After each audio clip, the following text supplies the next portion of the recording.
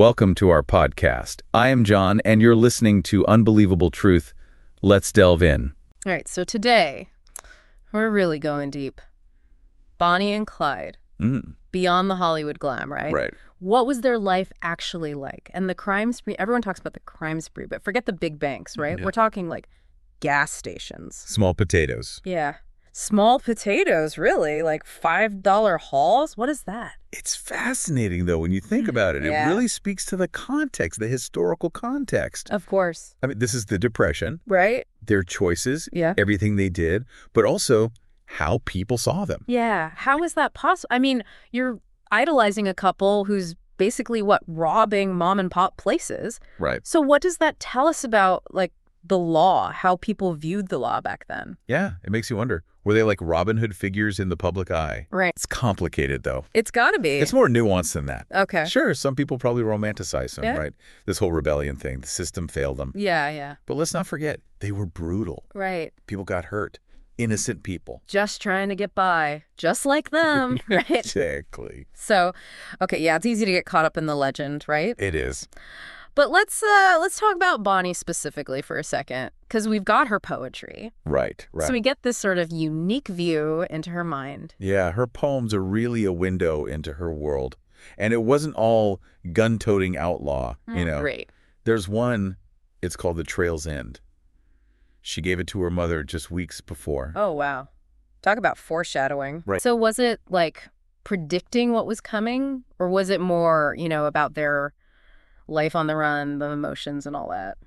The Trail's End is definitely eerie knowing when it was written. For sure. But most of her poems, they're about love and loss, longing. Really? Yeah, you get this glimpse of the woman behind the headlines, someone dealing with what she'd done, the consequences. It's a side you don't hear about much. And then there's this whole other thing. This really complicates the Bonnie and Clyde love story. Mm-hmm. She died wearing a wedding ring. Really? Yeah. And it wasn't Clyde's.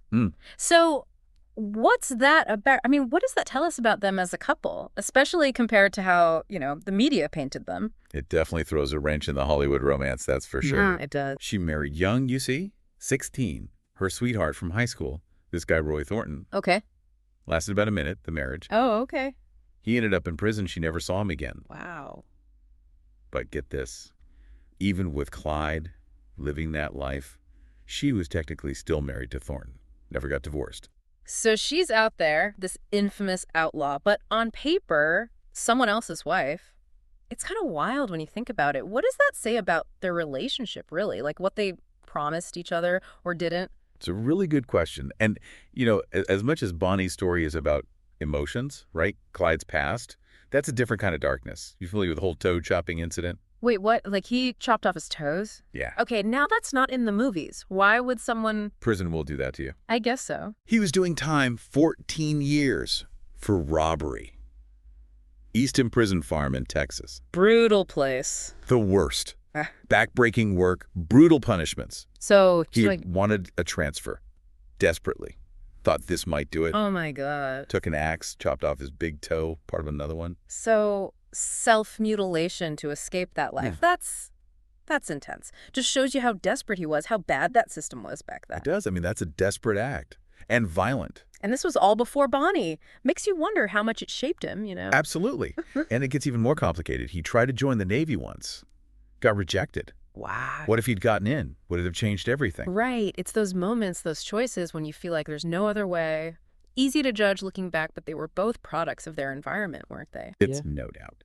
Shaped by forces beyond their control. And then, of course, you have the media. Can't forget about them. Oh, the newspapers. Huge influence back then. Shaped how the public saw Bonnie and Clyde. Yeah, and it wasn't always pretty, was it? Not at all.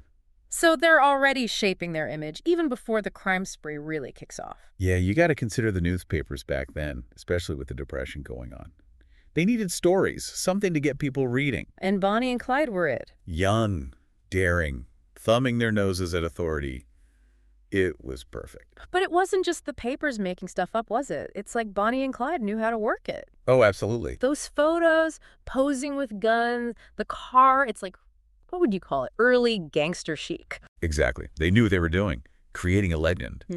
And the media, they ate it up. Plus, don't forget, Bonnie's poems are going around, too. Right, right. Adding to the whole mystique. Romance, intrigue, it had it all. It's kind of creepy, though, how they influenced style even back then. It's interesting, isn't it? To this image, this romantic image, did it overshadow what they actually did? The crimes. That's the big question, right? You got to remember, people were desperate, looking for escape, something to believe in. And Bonnie and Clyde were it, for a while at least. They were a distraction.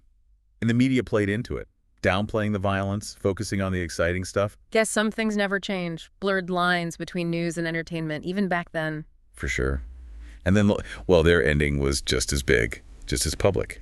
Talk about going out with a bang. Yeah. Gunned down in 34, ambush. It was over just like that. And even in death, the spectacle continued. Think about it, their death car, the one with all the bullet holes. You need to figure, museum, right? You'd think so, wouldn't you? But no. Casino. Of all things, it's a strange story. After the ambush, this sheriff in Louisiana, part of the posse that got them, he claimed the Ford V8. So like a trophy. That's dark. In a way. Yeah. But a judge said, nope, got to go back to the owner. Some woman in Kansas, she reported it stolen by, you guessed it, Bonnie and Clyde. Imagine that. Getting your stolen car back after all that. Bullet holes and all. Can you imagine the stories that car could tell? But hold on, it gets weirder. It was sold, ended up in a traveling show. No way. Along with, get this, the mothers of Bonnie and Clyde. Serious? It's messed up, isn't it? This fascination, this need to profit off of them even after death. Makes you think. On the one hand, it's their story, their legend. But on the other hand... Exploitation. Plain and simple. And it's not like it ended there. What do you mean? They weren't even buried together. Bonnie's mother, she wanted nothing to do with Clyde, even in death. Right, right. Talk about a reality check. It puts a damper on the undying love narrative, doesn't it? Big time. So no poetic ending, just, what, two separate graves? Pretty much. Bonnie's mother made sure of it. The end of a love story, or at least that's how it goes down in history. It reminds you, real life, it doesn't care about a good story, even for people who seem to write their own. No kidding. But it didn't end with the burials, did it? Wasn't there something about people like souvenir hunters at the ambush site? Yeah, sadly. It's a grim reminder that fame, even infamy, has a dark side. What do you mean? People were trying to cut off pieces of their bodies. You're kidding. I wish I was. It's like this morbid need to grab a hold of something shocking, something notorious. That's just ghoulish. It's just disturbing, honestly. It's easy to get caught up in the legend, but at the end of the day, you know, real people died. It's that dark side of fame, isn't it? Even infamy. Yeah, and this need to own a piece of it, literally. A piece of clothing, a lock of hair, like, it means something. It's like they're trying to capture a piece of the story for themselves. I guess. It's still pretty messed up. So does all this morbid stuff, does it cheapen their story? Or is it just, like you said, another layer to this whole messed up legacy? I don't know. It makes you think, though, why are we still so fascinated? Why are Bonnie and Clyde still a thing after all this time? Right. It's not like they were, you know, heroes or anything. No, not at all. Maybe it's that whole outlaw thing, living outside the rules, even if it's just a story. It's romantic, in a way. Rebellion, challenging authority. Yeah. Especially back then, the Depression, people were desperate for something to believe in. Yeah, good point. Bonnie and Clyde, they were a product of their times, weren't they? Absolutely. But we can't forget, they did some terrible things. Right. It's like we can be fascinated without, you know, approving. There's a difference. Exactly. It's complicated. Their story is, well, it's a story about image and fame and how those things can get twisted, how infamy can become, well, celebrity. That's a good way to put it. We've talked about their crimes, the love story, how the media made them icons. But I think we've also shown that they were real people. Odd people. Yeah, for sure. But still human beings. And that's history, isn't it? It's full of surprises, things that make you think twice about what you thought you knew. Totally. Well, on that note, until next time, keep digging, keep asking questions, and we'll see you on our next deep dive.